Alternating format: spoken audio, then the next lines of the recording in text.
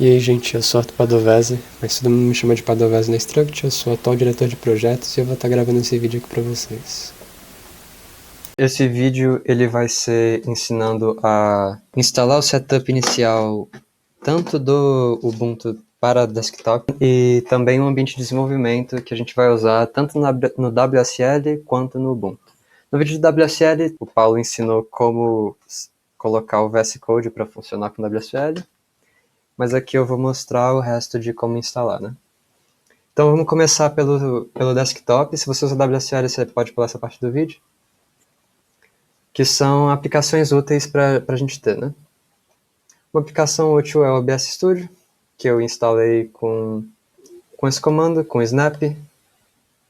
No Ubuntu a gente tem dois gerenciadores de pacotes, o snap e o apt-get. Então a gente pode instalar coisas com o snap, ou com apt, ou apt-get. Aí o sudo é para executar como superusuário.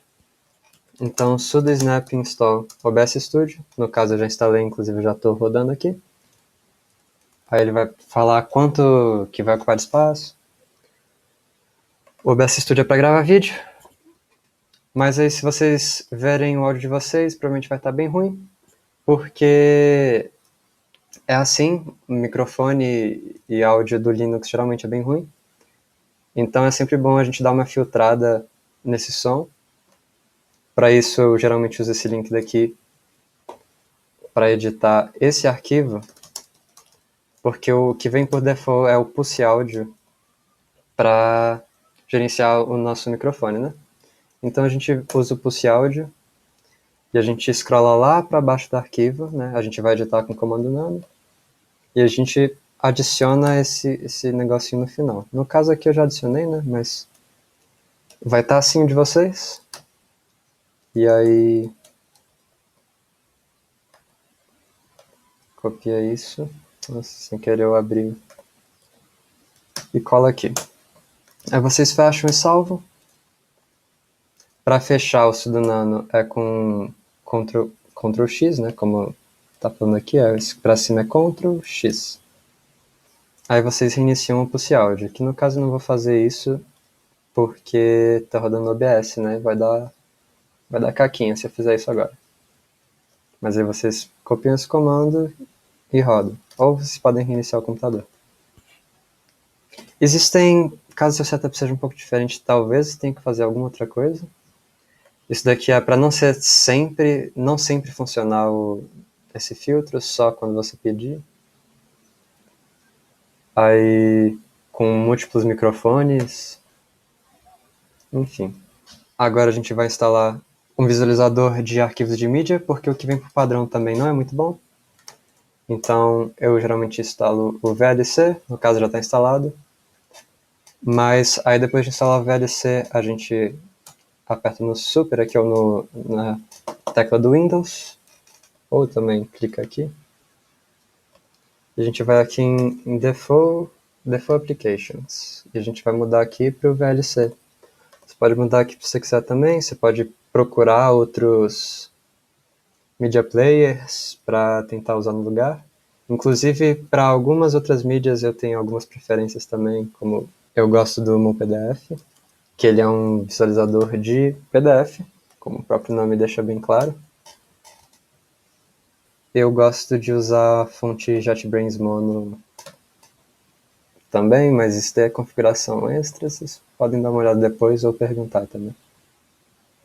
Só para deixar o terminal bonitinho, depois eu edito algumas coisas. Além disso, o Insomnia. Deixa eu ver aqui. Instalar o Insomnia em outro enquanto isso. O Insomnia ele vai nos ajudar quando a gente estiver trabalhando com a API. Vocês podem usar também o Thunder Client no VS Code. Tem o Discord também, que é útil de se ter. Também é pelo Snap. Tá, a gente instala o VS Code também. E agora a gente tem o VS Code aqui. Eu gosto de sempre colocar ele no Windows 3 para abrir mais fácil. Mas aí vocês escolhem a ordem de vocês. Assim, outro detalhe é o horário. depois que vocês fizerem dual boot, provavelmente o Ubuntu de vocês sempre vai estar certo, aí quando vocês mudarem para o Windows vai estar 3 horas adiantado. Enfim, um deles assume que está no horário de Greenwich e soma 3, e o outro não. Ou subtrai 3, não lembro. Aí, para manter sempre atualizados os dois, é bom... Você pode mudar isso tanto no Windows quanto no Ubuntu. Eu acho no Ubuntu muito mais fácil, que é só rodar esse comando. Vocês podem olhar o que é cada coisa, né?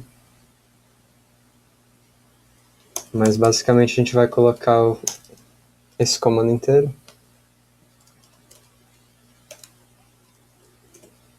E parece que nada mudou aqui, né?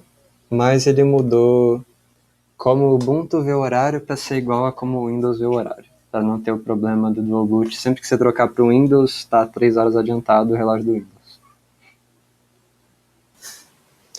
Mas então vamos considerar essa parte do setup inicial terminado. E aí a gente vai para o setup tanto para quem está usando o dual boot, quanto para o WSL, né, que é o nosso ambiente de desenvolvimento. A gente vai precisar rodar o Yarn, o Node e o Ruby, o Rails. E aí, basicamente, essa vai ser a próxima etapa. A primeira coisa relevante é ter o Git, para a gente usar o GitHub para compartilhar código, né, dos projetos. Então, para isso a gente instala com o sudo apt-get. Tá, eu só esperei terminar a instalação do Discord acabar para instalar o Git. E foi. Então, só vamos falar sobre esse comando um pouco, né? Basicamente, instala o Git, aceito o que ele vai me falar, né? Ele vai falar quanto espaço vai ocupar, se você quer aceitar a instalação. Aí eu configuro o meu username pro Git, que é esse daqui, eu configuro o meu e-mail. Aí você coloca o seu, né? E a gente acabou de instalar e configurar o Git, como a gente precisa. Aí, isso daqui é o GitHub CLI, que vocês podem usar caso vocês queiram. CLI significa Command Line Interface, então é uma interface do terminal. Eu gosto dele, eu uso, mas eu vou deixar para instalar depois porque ninguém precisa usar isso. Aqui, vocês precisam de OpenSSL nessa versão. Eu sei que na versão 3 de fato não funciona, as outras pode dar certo. No Ubuntu 20 isso funciona normal, no Ubuntu 22 isso daqui dá ruim porque você tem outro OpenSSL. Então você precisa mudar de versão para depois instalar o RVM.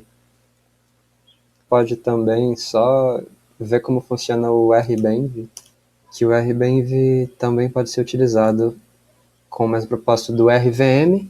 O RVM tem como propósito versionamento de Ruby de maneira muito fácil. Então é fácil de você trocar as versões das coisas dependendo do projeto que você vai mexer. Aí vocês podem olhar no site deles para ver se essas chaves estão corretas mesmo. De tempo em tempo muda, ou uma delas pode dar certo e outra pode dar errado. Mas aí eu uso as duas logo. E logo depois eu rodo o que vai instalar o nosso RVM, né? Então agora eu tô só esperando o servidor responder. Tá, então eu não tenho curl. Então você pode instalar o curl. Mas basicamente isso daqui instala o curl se você já não tem ele. Então vamos tentar de novo rodar esse import aqui. Não encontrou nenhuma chave confiável, então vamos tentar rodar esse segundo aqui. Pronto, importou uma, então diz que a gente precisa para agora instalar o RVM. Enquanto instalar o RVM, eu vou instalar o nosso NVM. O NVM é Node Version Manager. Então, enquanto a gente usa o Ruby para rodar Rails, a gente usa o Node para rodar JavaScript, no nosso caso React, né? Aí a gente vem aqui, copia tudo isso. Tá. Aí a gente instala, no caso, isso daqui vai instalar. Esse primeiro comando instala NVM. Esse segundo comando faz você importar o NVM para ele começar a funcionar. Você pode só fechar e abrir o terminal também. Também funciona. Mas isso daqui é melhor para, né, para fazer a sequência de comandos. Isso daqui você instala a última versão meio que estável, com suporte de longo termo. Então, NVM install LTS, isso daqui você instala o Node, nessa última versão com suporte de longo termo. E aí, com o Node, você instala também o NPM, que é o Node Package Manager. A gente não usa o NPM, a gente usa o Yarn internamente. Isso teve um motivo no passado, eu não sei se ainda existe esse motivo. Mas aqui a gente vai usar o source, o npm, e aí a gente instala o yarn. E aí a gente roda o yarn-v para verificar se foi instalado o yarn. Agora é só esperar instalar. Além disso, no Rails, né, no backend, a gente usa o banco de dados Postgres. Então eu rodo esse comando para instalar o Postgres e esse PostgreSQL Contrib, que também ajuda no desenvolvimento.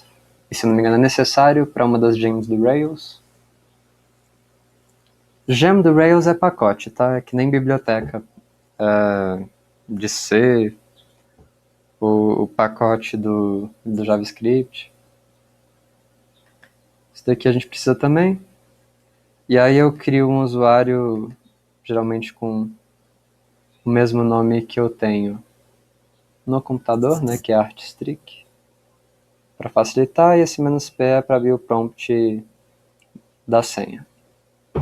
Como está pedindo aqui, enter new password. Aí eu coloco como password o mesmo da minha máquina, porque automaticamente a gem específica para Postgres do Rails roda por padrão o seu usuário atual como o usuário do Postgres. Então, se você colocar o mesmo nome e a mesma senha, você não vai precisar colocar a variável de ambiente.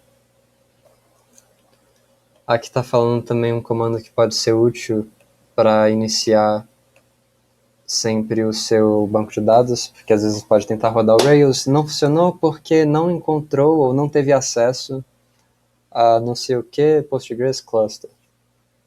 Significa que você precisa usar esse comando. Então, se você quiser, anota ele em algum lugar, dá um nano a.txt da vida e coloca esse comando para não esquecer. Acabou, né? Yarn-v. Tem aqui, NVM, RVM-v. Temos aqui também o RVM. Um segundinho. Tá, mas basicamente a gente terminou nossas instalações para o nosso ambiente de desenvolvimento. Se vocês olharam, acompanharam os logs da máquina de vocês, geralmente quando dá erro fica bem óbvio que deu erro. Ele fala que não instalou. Ele fala que não deu certo. E qualquer coisa, entre em contato, né? Façam perguntas que os membros mais antigos vão saber te ajudar. Agora, é uma questão mais pessoal, mas também serve para todo mundo que está usando o terminal Linux, que é uma aplicação chamada Ranger. E essa aplicação Ranger, ela ajuda a visualização de arquivos pelo terminal, porque quando a gente está no Linux, a gente consegue abrir os arquivos por aqui, né? Para caminhar pelos arquivos. Quando a gente está no terminal, está no início, a gente usou o Windows a vida toda, é difícil a gente se acostumar a pensar que a gente está em uma pasta no momento. A gente não precisa do desktop. A gente está em uma pasta aqui E é disso que a gente precisa. A gente não precisa ter a questão gráfica, né? Por exemplo, quando a gente está usando WSL, a gente não vai ter a questão gráfica para caminhar pelos arquivos. Então, o Ranger, ele ajuda nesse sentido. Você caminha pelas suas pastas da maneira que você quer. Você pode explorar até um pouco a estrutura de pastas do Linux. Aí você aperta Q para sair, né? Então, foi isso basicamente. Uma coisa que eu gosto de fazer também é criar um diretório para os projetos. E aí eu crio um diretório para Struct. E um pessoal também. E aí na Struct é aqui que você faz, né? Você precisa do Struct. Eu crio, sei lá, makediff, site struct. Esse é do site struct, e aí aqui eu dou git clone num repositório, né? Uma coisa interessante também é aqui, configurar o SSH para o GitHub. Que se você... Deixa eu ir num repositório público meu. Se a gente vir aqui em code, a gente tem essa forma de HTTPS, que aí a gente pode dar um git clone por HTTPS. E nesse caso funciona tranquilamente porque o repositório é público, né? Mas se a gente for para um repositório privado, que nem o que eu estava anteriormente, se tentar para HTTPS ele, eu vou precisar colocar o meu nome, e aí eu vou precisar gerar um token, se não me engano, né? Sorte estreia. Vou precisar colocar minha senha aqui, e isso sempre que eu for clonar um repositório. Então uma coisa que é legal é colocar SSH, né? Para usar SSH, porque aí como é que a gente faz? Vocês geram uma chave SSH, SSH keygen não tem nada a ver com GitHub, mas você gera uma chave SSH, vocês colocam uma senha qualquer que vocês querem para essa chave, né? Isso aqui é para reconhecimento que a chave realmente é você de maneira pública. Então, tá. Aí eu acabei de criar essa chave SSH, e aí eu vou adicionar no meu GitHub. Você pode pesquisar como adicionar pelo browser, eu vou adicionar pelo GitHub CLI, né? Por isso eu vou instalar o GitHub CLI. Está instalado. Você autenticar. Alt login. E aí eu vou querer usar o SSH. Eu vou usar essa chave mesmo. Vou colocar...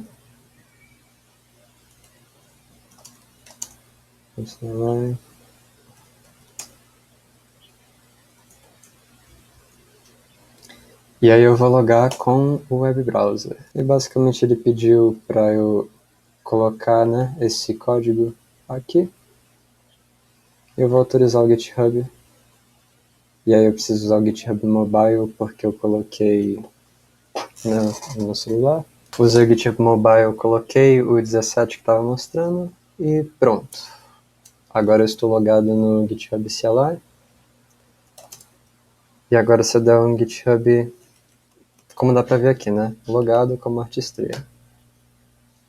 Vamos tentar dar o git clone que a gente tinha dado, né? Git clone.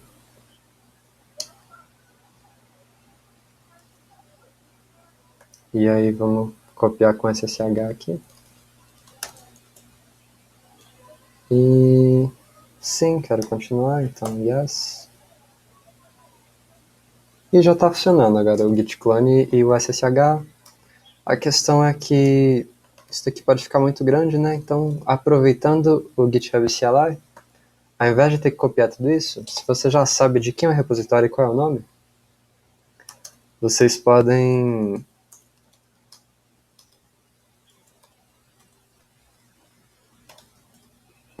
Vocês podem usar o GitHub CLI para clonar repositórios, né? Então, GitHub repo clone struct_c barra site frontend. Site front. E é uma maneira mais fácil. Quando você tá reformatando os bagulho, você basicamente já tem tudo pronto. Aí você acessa o VS Code com code ponto. E aí você tem aqui os projetos. Eu prefiro abrir dois separados, então é code site API e code site front. E aí aqui eu tenho os dois VS Codes para usar. Então é basicamente esse setup que a gente tem que fazer. Tanto para quem quer usar o Ubuntu Desktop, quanto para quem quer usar só o terminal, né? Qualquer dúvida é só mandarem aí, eu vou colocar os links na descrição, tanto com esses códigos que eu usei no vídeo, quanto o link que eu usei para o microfone funcionar melhor.